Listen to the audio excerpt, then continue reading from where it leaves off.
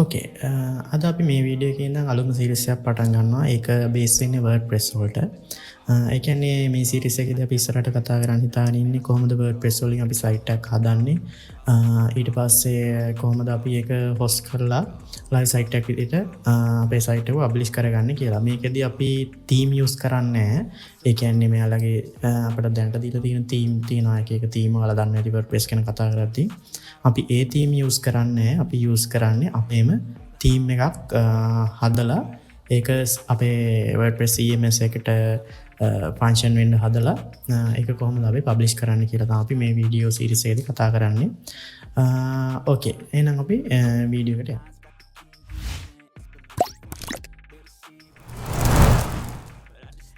ඕකේ. මුලින්ම ගියාට පස්සේ මෙතන wordpress.com කියලා ගැහුවට පස්සේ යාළුවගේ official wordpress.com කියන වෙබ්සයිට් එක දෙනවා. අපිට ඇත්තට මේ වෙබ්සයිට් එකෙන් නෙමෙයි අපි වැඩ කරන්න හදන්නේ. ඒ කියන්නේ අපි custom theme එකක් develop කරන්න හදන්නේ. එතකොට මේ wordpress.com කියන එකෙන් අපිට තියෙන කෙලින්ම මෙතන තියෙන start your own website කියන එක ක්ලික් කරලා ගිහිල්ලා අපිට මේකෙම ඒ කියන්නේ cloud based වගේ වෙබ්සයිට් එකක් හදන එක. මේකෙදි වෙන්නේ එයාලා select කරලා දීලා theme එකෙන් අපිට නිකන් backend එකක් වගේ එනවා. ඒකෙන් data දාපුවම මේ විදිහට හදා ගන්න පුළුවන්. ඒකට දීලා තියෙන theme එක. මේකෙදි වෙන්නේ හුඟම මේ වීඩියෝ එකේදී අපි කවර් කරන්න හදන්නේ කොහොමද WordPress custom theme එකක් අපි හදාගන්නේ කියලා.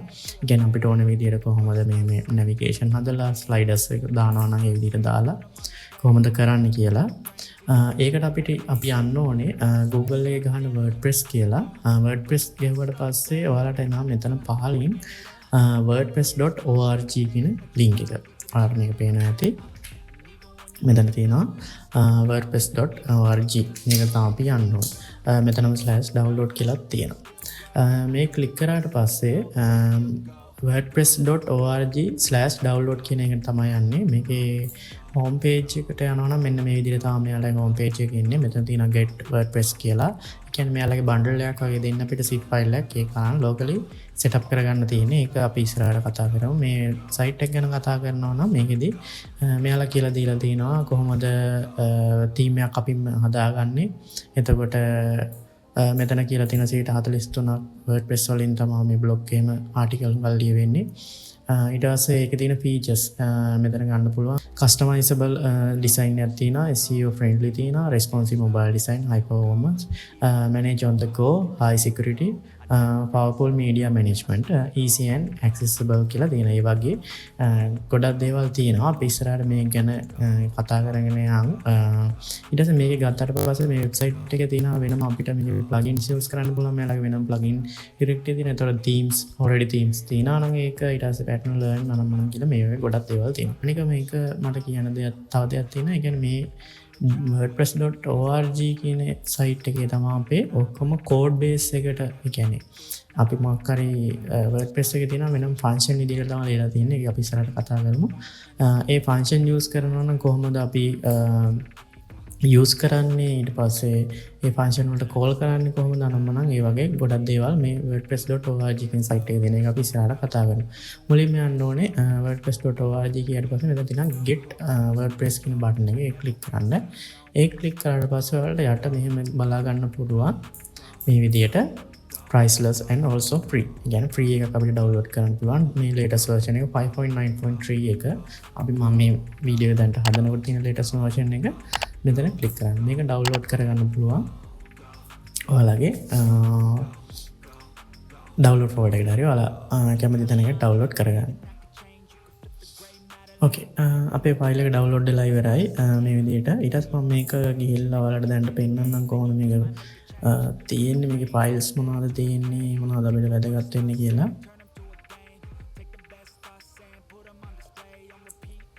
හරි. ඒකේ ඇතුලේ මේ වගේ WordPress කියලා ෆෝල්ඩර් එකක් තියෙනවා. ඒක ඇතුලට ගියාට පස්සේ ඔයාලට බලා ගන්න පුළුවන් මේ විදිහට wp-admin wp-content includes ඒ වගේ තව loading එක config file load file එක ඒ වගේ mail ඒ වගේ ගොඩක් කියලා file ටිකක් තියෙනවා. මේකෙන් අපිට ඇත්තටම වුණා වෙන්නේ මේ wp content කියන එක මම ඉස්සරහට මේක setup කරන තැනේදී මම මේක සෙටප් කරලා ඉවරනට පස්සේ මම මේක එක්ස්ප්ලেইন කරන්න. මුලින්ම අපි මේක ඩවුන්ලෝඩ් කරාට පස්සේ මේ විදිහේ zip file එකක් එන්නේ. මේක ඉස්සෙල්ලාම අපේ සර්වර් එක කියන්නේ ලෝකල් සර්වර් එකට දාගන්න ඕනේ. ඒකෙදී ඔයා ඉන්ස්ටෝල් කරගන්න ඕනේ WAMP හරි XWAMP හරි දෙකෙන් එකක්. ඔයාලා ගැන දන්නේ නැති ඔයාලට ඉන්ටර්නෙට් එකේ සර්ච් කරලා ඕන එක ඩවුන්ලෝඩ් කරගෙන සෙටප් කරගන්න පුළුවන්. මම මේක දැනට සෙටප් කරන් තියෙනවා. මම දැනට සෙටප් කරන් තියෙන්නේ WAMP එක.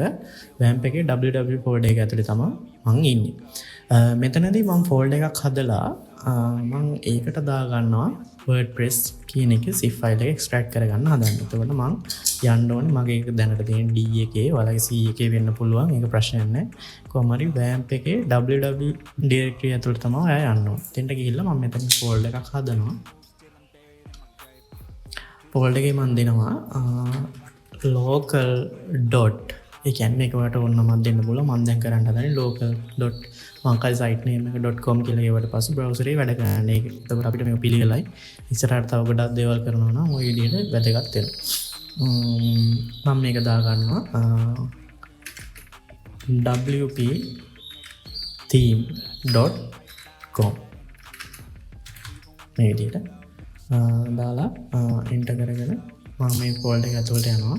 ගිහිල්ලා මම මෙතනින් අපේ WordPress එක ඇතුලේ ඔයාලා දැකින්න ඇති මේ zip එක ගත්තට පස්සේ මේක ඇතුලේ තියෙන ෆයිල් ෆෝල්ඩර් ටික අපි ඉස්සලා කතා කරා වගේ මෙන්න මේ ෆෝල්ඩර් එක ඇතුලේ තියෙන මෙන්න මේ ෆයිල් ඔක්කොම කොපි කරලා මම දා ගන්නවා අපි හදාගත්ත local.wp-theme.com කියන ෆෝල්ඩර් එක ඇතුලට.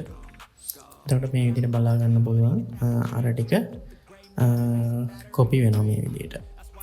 ඕකේ මම මේ විදිහට මේ ෆයිල් ටික මගේ මම හදාගත්ත ෆෝල්ඩර් එකට එක්ස්ට්‍රැක්ට් කරගත්තා මේ විදිහට. ඊට පස්සේ අපිට කරන්න දෙයක් තියෙනවා. ඒ කියන්නේ අපේ දැන් මෙතන ගිහිල්ලා අපි මෙතන local.wp-theme.com කියන එකට තමයි අපි දැන් මෙහෙම ගහලා එන්ටර් කරාම මේ අපි හදාගත්ත මේ ෆෝල්ඩර් එකේ තියෙන ෆයිල් එක ඇක්සස් කරන්න පුළුවන් වෙන තමයි අපි හදා ගන්න ඕනේ. ඒකට මුලින්ම යන්න ඕනේ මම මේකට virtual host එකක් හදා ගන්නවා WAMP වල. මම මේක දැනට හදන්න මේක යනවා bin එකේ Apache 2.4 okay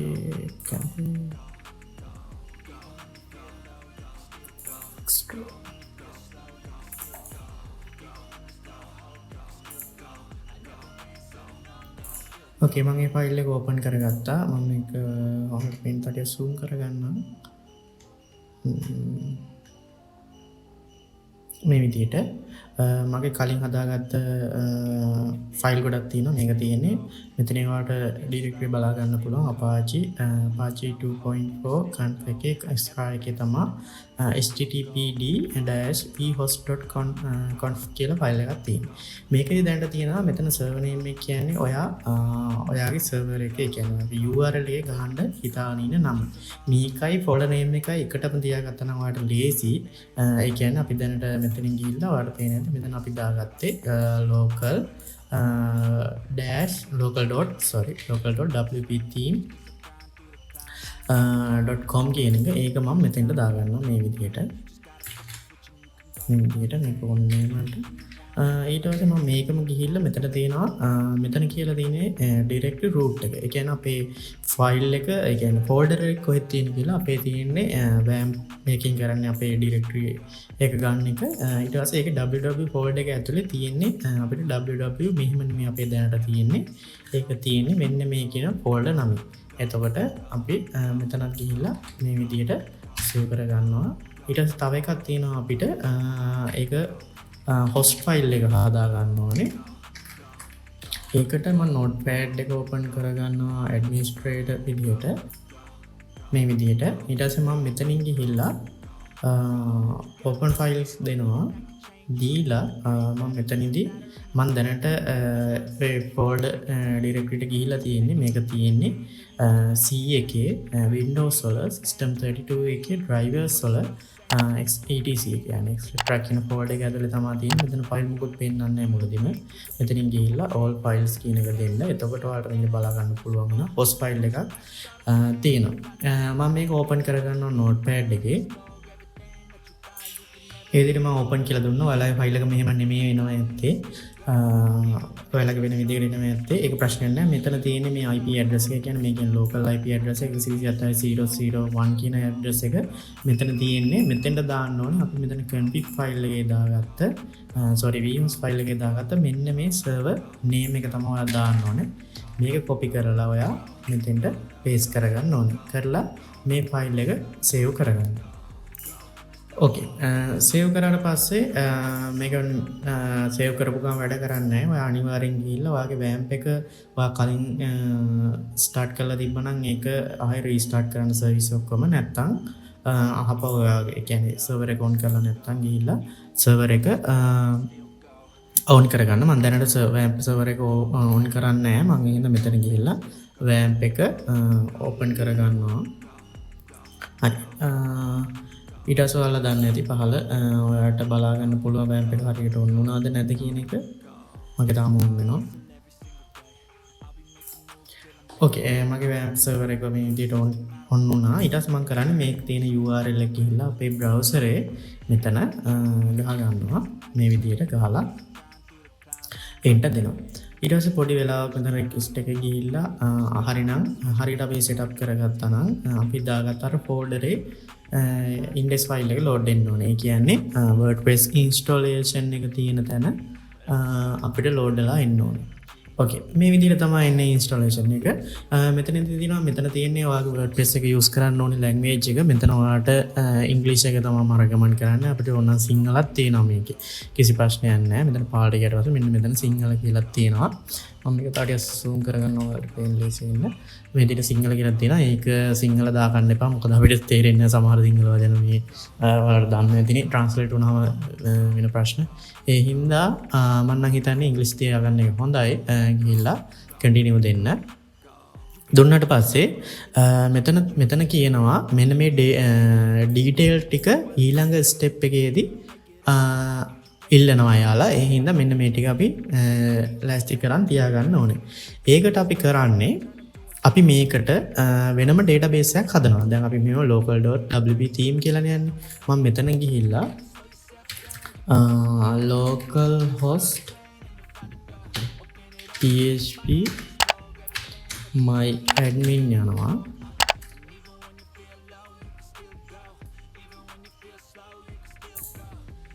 මේ විදිහට එන්නේ මගේ දැනට default username එක තියෙන්නේ. ඒක දෙනවා. ඕකේ php my admin එක මේ විදිහට එන්නේ. මම මේක පේන ලේසි වෙන මේ විදිහට zoom කරගන්නම් තව ටිකක්. ඊට පස්සේ ඔයාලට මෙතන පේන්නේ නැති ඔයාලා දන්නවා ඇති. මෙතන ගිහිල්ලා මේ database කියන එක ක්ලික් කරන්න. ක්ලික් කරලා ඔයා මෙතනින් database එකට නමක් දෙන්න. මම දැන් site එකේ නමම දෙන්නම්. ඔයාලට කැමති නම් database නම මෙතන දෙන්න පුළුවන්. මම මෙතන දෙනවා UTF-8 කියන එක. UTF-8 bit එක දෙනවා. ඒක ඔයාලට කැමති එකක් දෙන්න පුළුවන් ප්‍රශ්නයක් නැහැ. create කරනවා. process request database එක successfully create වුණා. හරි. එතකොට අපේ database එක හරි. ඒ කියන්නේ database name එක කියන්නේ අපි දාගත්ත database name එක ඔයාලට මෙතන පේන්නේ නැති මේ WP theme කියලා අපි දාගත්තේ. ඒක තියෙනවා. username එක අපි log වෙනකොට දුන්න username එක. ඒ කියන්නේ root කියලානේ මම දුන්නේ. ඒතර password එකක් ඒකට අපි දුන්නේ නැහැ. ඒක okay. ඊට පස්සේ host එක වෙන්නේ local host එක. table prefix එක මම ඊළඟ step එකේදී කියන්නේ. ඊට පස්සේ මෙතන දෙනවා let's go කියන එක click කරනවා. ඊට පස්සේ මෙතනදී අහනවා database name එක. අපි මෙතන දාගත්ත මෙන්න මේ name එක මේ තියෙන WP theme කියන එක. අපි මෙතන දානවා WP theme. username එක වෙනවා එතකොට root. password එක අපිට ඕනේ නැහැ. database host එක local host. ඒ කියන්නේ අපේ local host එකේ අපි develop කරන්න හදන්නේ. ඒ හින්දා එක ලෝකල් හොස්ම තියෙනවා. මෙතන ටේබල් ප්‍රිෆික්ස් කියන්නේ මේක තමයි by default. ඒ කියන්නේ wp_ කියලා ටේබල් එක නම. මේකෙදි automatically generate වෙනවා ටේබල්. ඒ ටේබල් වලට දාගන්න ඉස්සරහට දාගන්න නම තමයි මේ ප්‍රිෆික්ස් එක කියලා කියන්නේ. මේක හුඟක් වෙලාවට මෙහෙම තියන්න එපා. ඔයාගේ එක්ක සයිට් එකේ නමින් එක්ක මොකක් හරි යුනික් කෝඩ් එකකින් වෙනස් කරගන්න. මොකද මේක බලපාන ඉස්සරට සිකරිටි වලට. මොකද මේ ටේබල් එක ප්‍රිෆික්ස් එක මෙහෙමම තිබ්බොත් පොඩි සිකරිටි ප්‍රශ්නයක් වෙනවා. ඉතින් මම මේක රෙකමන්ඩ් කරන්නේ වෙනස් කරන්න කියලා. මම මෙතන මේ අන්ඩර්ස්කෝර් වින්දා අන්ඩර්ස්කෝර් හරි ඩෑෂ් හරි දාන්න ඩෑෂ් නම් දාන්න තිබුණා අන්ඩර්ස්කෝර් දාන්න ස්පේස් වෙනකොට තීම් කියලා මේ විදිහට මම දාගන්නවා. මේක එතකොට ඔක්කොම හරි සබ්මිට් දෙනවා. ඕකේ alright කියලා වැටෙනවා. මෙතන මේ වදින ඉන්ස්ටොලේෂන් එක හරි. මෙතන තියෙන්නේ කියන්නේ ඉන්ස්ටොලේෂන් එක කියන්නේ DB configuration ඒ ටික හරි. අපි ඕකේ නම් run කරන්න පුළුවන් ඉන්ස්ටොලේෂන් එක. මම මේක run the installation කියන එක ක්ලික් කරනවා. හරි. මෙතන එනවා ඊළඟ ස්ටෙප් එක. පහළ තියෙන ඉන්ෆර්මේෂන් ටික අපි මේ දාන්න ඕනේ මේ කට්ටියට. මෙතනදී අහනවා site name එක. ඔයාලා දාන්න මෙතන ඔයාගේ site එකේ name එක. ඊට පස්සේ මේක වෙනස් කරගන්න පුළුවන් කිසි ප්‍රශ්නයක් නැහැ. මම මේක දැන්ට දානවා WP team development. එතකොට user name එක කියන්නේ ඔයා මේකට wp/admin කියලා ගහලා log වෙනකොට ආන යූසර්නේම් එකේ පාස්වර්ඩ් එක තමයි මෙතන තියෙන්නේ.